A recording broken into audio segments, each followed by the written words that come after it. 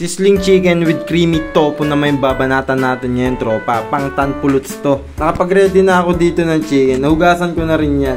Then magbababad na tayo dito ng kalamansi tsaka patis. Mga 50 to 1 hour nga lang pala yan na ibabad, tropa. Pero mas matagal, mas goods. Malinis nga pala yung kamay natin bago natin yan lamas-lamasin.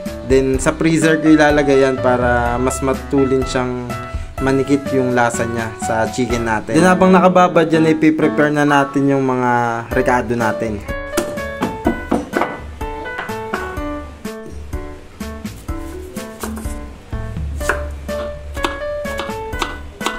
Ito nga pala yung panggigisa natin sa creamy sauce natin mamaya. Yung bawang sibuyas tsaka siling green. Tapos iniwa ko lang ng malilitong tokwa. Medyo ito toasted ko to kasi pang toppings natin mamaya sa creamy sauce natin sa chicken.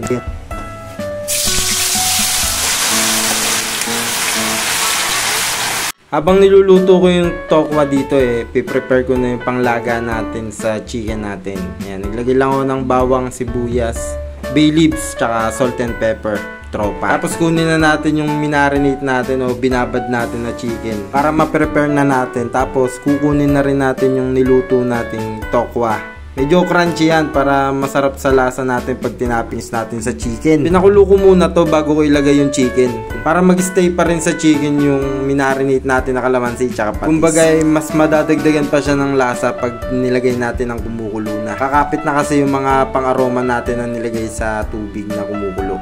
Then after 15 minutes inahon ko na yan. Goods na yan, tropa. Tapos nirest ko lang siya ng mga 10 minutes para maganda yung pagkakaprito natin sa kanya.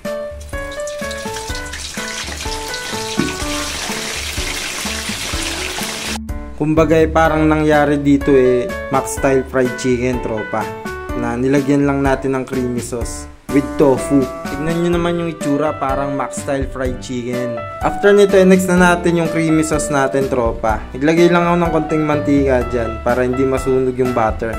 Then igigisa ko dyan yung bawang sibuyas tsaka yung siling green natin, tropa. After natin magisa yung sili sibuyas tsaka bawang natin, pwede na natin ilagay yung pinirito nating tofu o yung tokwa. Naglagay lang din ako dyan ng salt and pepper, tapos oyster sauce.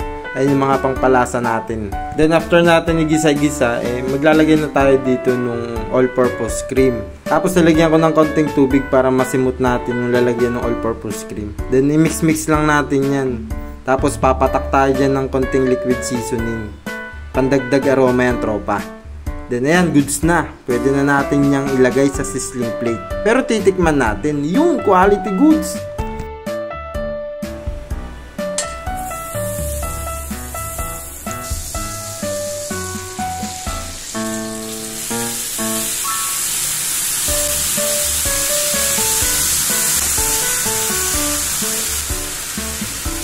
Then ayun, goods na. Pwede na natin itong banatan, tropa.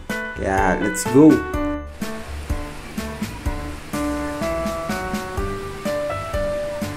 Napakaswabe ipulutan, tropa. Promise. Mapapasunod-sunod talaga yung tagay mo dito. At syempre, meron tayo ditong gin bulag. Tsaka kalamansi. Tsaka konting asin. Yan. Yan yung babanatan natin for today's video, tropa. Pero quality goods din ulam to. Kaso babanatan natin to with gin puro. Tapos lalagyan lang natin yan ng konting kalamansi. Goods na yan. Actually, kanina pa gusto banatan yan ng misis ko. Sabi ko, ibibidyo muna natin to.